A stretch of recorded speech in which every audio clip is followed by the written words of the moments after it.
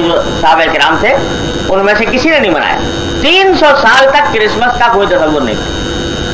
300 साल के बाद कुछ लोगों ने ये बिदअत शुरू कर दी और उन्होंने कहा कि साहब हम ईसा अलैहिस्सलाम का यौम पैदाइश बनाएं।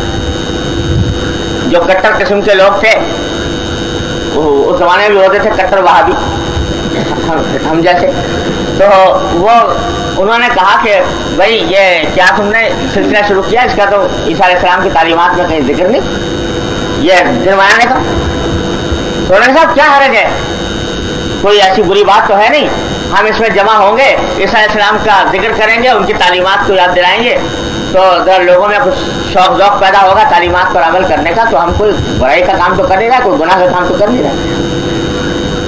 ये कहकर और सिलसिला शुरू कर चुनाचे शुरू इसी तरह हुआ क्रिसमस के।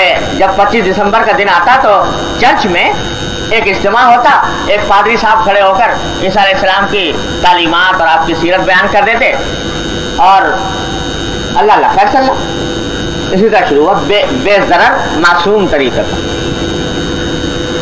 लेकिन बाद में ये हुआ कि भाई ये तो हमने तकरीर तो बड़ी करा दी लेकिन बड़ी खुश किस्म की हुई, और नतीजा ये कि जो नौजवान लोग हैं, जो ज़रा शौकीन मिजाज लोग हैं, वो तो आते नहीं इसमें।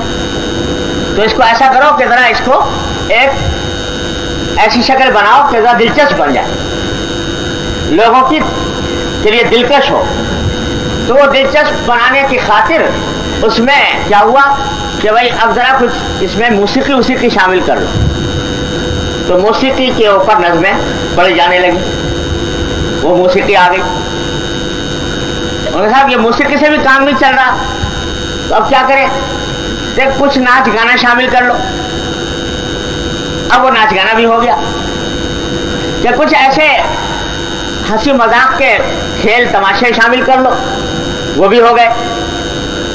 अब होते होते वो क्रिसमस जो ईसा अलैहिस्सलाम की तालीमात का बयान करने के नाम पर शुरू हुआ था, अब वो एक आम जश्न बन गया, जैसे आम दुनिया में जश्न होते हैं। नतीजा ये कि उसके अंदर सभी कुछ दुनिया के खुराफात उसमें होते, उसमें नाच गाना, उसमें मौसीकी, उसमें शराब नोशी, उसमें किमारबाजी, उसमें जुआ, उसमें और दुनिया भर की सारी खराफात उसके अंदर शामिल हो गई। और होते होते ईसा अलैहिस्सलाम की तालीमात पीछे रह गई। और ये अब आप देख लीजिए क्रिसमस जब आता है मगरिब ममालिक के अंदर क्या तूफान बरपा।